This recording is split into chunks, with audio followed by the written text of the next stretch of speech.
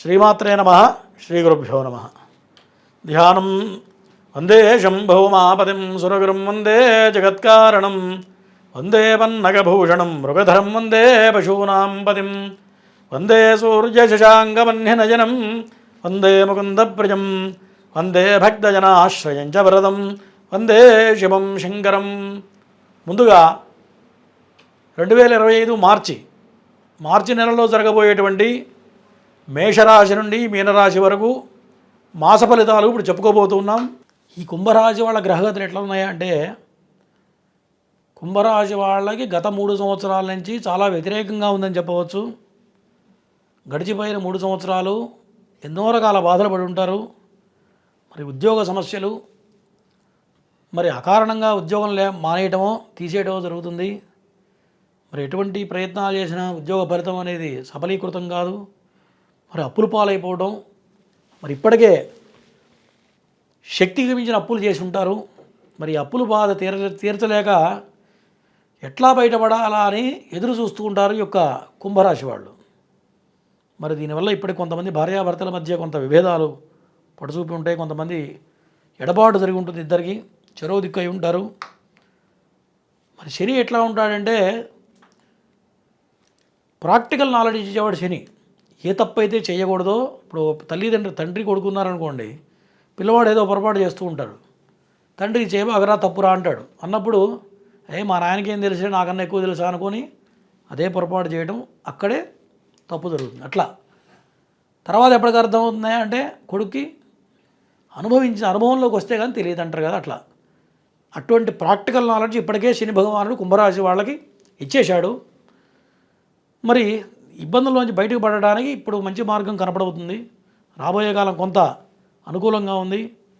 కాబట్టి ఇంకా 3 సంవత్సరాలు వీళ్ళకి శని దోషం చాలా బలంగా ఉంది. కాబట్టి తొందరపాటు లేకుండా ఎటువంటి కొత్త వ్యాపారాలకి ప్రయత్నం చేయకుండా ఇంకా 3 సంవత్సరాల పాటు ఏదైతే ఉద్యోగం ఉన్నదో ఆ ఉద్యోగం కంటిన్యూ చేసుకుంటూ ఉండాలి.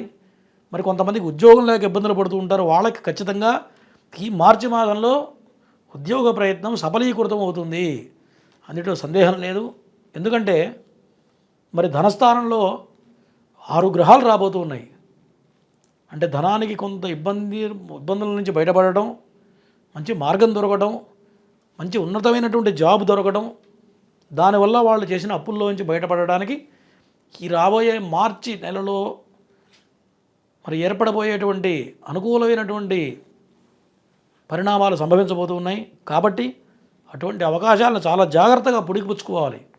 సహజంగా ఈ టైంలో ఏమనిపిస్తుందంటే, ఒక ఉద్యోగం వచ్చినా ఇంకా మంచి ఉద్యోగం వస్తుందని చెప్పి దీన్ని పక్కన పెట్టేసి ఇంకో దానికోసం ప్రయత్నం చేయడం జరుగుతూ ఉంటుంది. సహజంగా జరుగుతుంది ఈ టైంలో. కాబట్టి ఏదొచ్చినా సరే ఇమీడియట్గా దాంట్లో జాయిన్ అయిపోయి దాంట్లో మనం అంటే ఏదో ప్రూవ్ చేసుకొని నెక్స్ట్ లెవెల్కి వెళ్ళడానికి ప్రయత్నం చేయాలి తప్ప అత్యాశకు పోయి ఇంకా మంచిది రావాలని ఎదురు చూడకూడదు. ఎందుకంటే ఈ టైంలో కొంత బద్ధకం ఎక్కువ అవుతుంది. ఈ బద్ధకం వల్ల ఉద్యోగం వచ్చిన భార్య ఎళ్ళమంది అనుకోండి, ఇంకా మంచి జాబ్ వస్తుందిలే, దీనికన్నా నా స్థాయి వేరు, ఇంకా మంచి ప్రయత్నం చేస్తా అని చెప్పి దాన్ని పక్కన పెట్టడం జరుగుతుంది.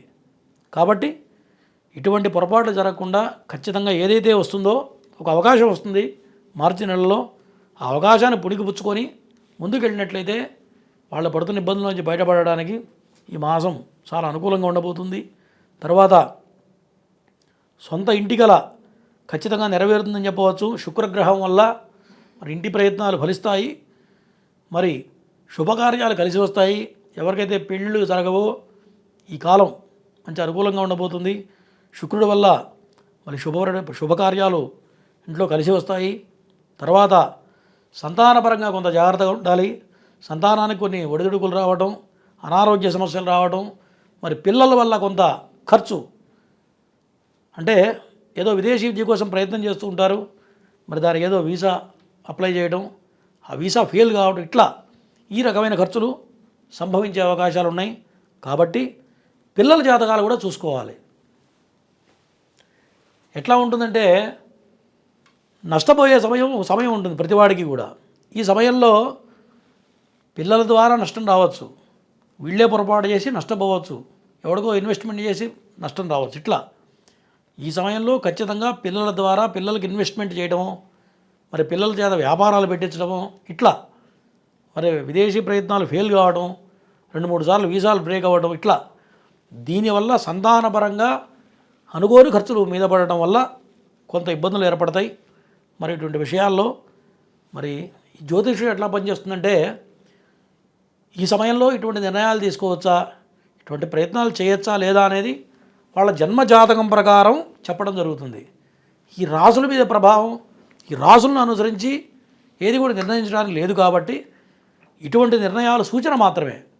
మరి ఇటువంటి నిర్ణయాలు తీసుకోవాలంటే పిల్లల జాతకాలు పరిపూర్ణంగా చూడటం, వాళ్ళ దాంట్లో యోగాలు ఉన్నాయా, మరి ఉంటే ఇటువంటి ఇబ్బందులు ఏమైనా ఉన్నాయా, దీంట్లో నాగదోషాలు ఉన్నట్లయితే ఇటువంటి ఫెయిల్యూర్స్ వస్తాయి. కాబట్టి ఎటువంటి నాగదోషాలు ఉన్నాయో చూసుకొని దాని ప్రకారంగా అడుగు ముందుకేసినట్లయితే మరి కొంత నష్టపోకుండా జాగ్రత్తగా అడుగులు వేయటం వల్ల ఈ నష్టాన్ని కొంత సేఫ్గా బయటపడటం జరుగుతుంది. కాబట్టి ఈ విషయాల్లో చాలా జాగ్రత్తగా ఉండాలి.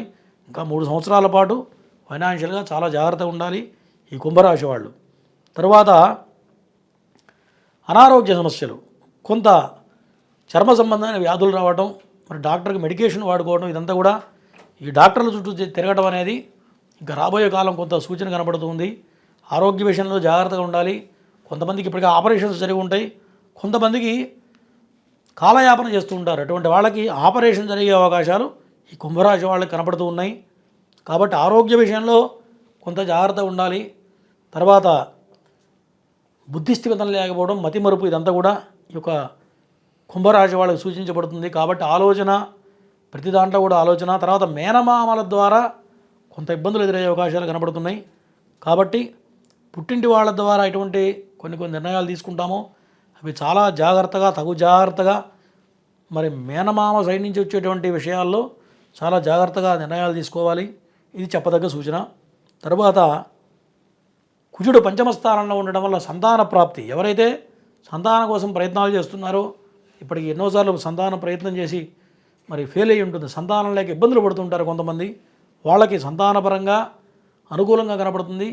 ఇక్కడి నుంచి ప్రయత్నం చేస్తే ఖచ్చితంగా సంతాన ప్రాప్తి అనేది ఈ యొక్క కుంభరాశి వాళ్ళకి కనపడుతూ ఉన్నది. కాబట్టి ఈ కుంభరాశి వాళ్ళకి అనుకూలమైన ఫలితాలు జరగాలన్నా, ఈ చెప్పిన దుష్ఫలితాలు తొలగిపోయి సర్వశుభాలు జరగాలంటే ఖచ్చితంగా మరి సూర్యారాధన చేయాలి. ప్రతినిత్యం కూడా సూర్య నమస్కారం, మరి అట్లాగే ఆదివార నియమాలు, ఆదివారం నాన్ వెజిటేరియన్ తినకుండా ఉండటం, ఇటువంటివి చెప్పదగ్గ సూచన. వీళ్ళకి కలిసి వచ్చే రంగు శ్వేతవర్ణం, తెలుపు రంగు ఈ మాసం వీళ్ళకి అనుకూలమైన రంగుగా చెప్పవచ్చు. ప్రతి మాస ఫలితాలు వేరు, ఈ మార్చి ఫలితాలు వేరు. ఎందుకంటే వేరు ఎందుకున్నానంటే షష్టగ్రహ కూటమి కలవడం వల్ల మరి కొన్ని రాసుల వాళ్ళకి ఇంపాక్ట్ చాలా ఎక్కువ ఉంటుంది, కొన్ని రాశి వాళ్ళకి సామాన్యంగా ఉండబోతుంది. మరి అటువంటి ఇబ్బందుల్లో ఉండకూడదని చెప్పి మన ప్రేక్షకులకి ఏ రాజుల వాళ్ళకి ఎటువంటి ఇబ్బందులు జరగబోతున్నాయి, వాటి వల్ల వచ్చే ఫలితాలు ఏమిటి, ఆ ఇబ్బందుల్లోంచి బయటపడడానికి మనం కొన్ని రెమెడీస్ చెప్పడం జరిగింది. మరి చక్కగా దైవ బలంతో ఈ రెమెడీస్ చేసుకున్నట్లయితే తేలిగ్గా బయటపడటం జరుగుతుంది. మరి ఈ ఫలితాలన్నీ కూడా ఈ రాశిని అనుసరించి చెప్పడం జరిగింది. ఇది కాకుండా వాళ్ళ జన్మ రాశిలో, జన్మ లగ్నంలో ఈ గ్రహాలు కనుక ప్రభావవంతంగా ఉన్నట్లయితే ఫలితాలు తక్కువ ఉంటాయి. గ్రహాలు మంచి పొజిషన్లో ఉంటే కనుక తక్కువ ఉంటుంది ఫలితం. అదే నెగిటివ్ ఉందనుకోండి, చెడు ఫలితాలు ఉన్నాయనుకోండి, జాతక చక్రంలో ఈ ప్రభావం ఎక్కువ అవుతుంది. కాబట్టి ఇది గ్రహించాలి. చెప్పింది యాజ్ ఇట్ ఈజ్ జరుగుతుందని చెప్పడానికి లేదు. వాళ్ళ జన్మ జాతకం ప్రకారమే మరి 100కు 100% జరుగుతాయి. కాబట్టి ఆ రెండు కూడా చూసుకున్నప్పుడే కరెక్ట్ మార్గం అనేది చెప్పగలుగుతాం.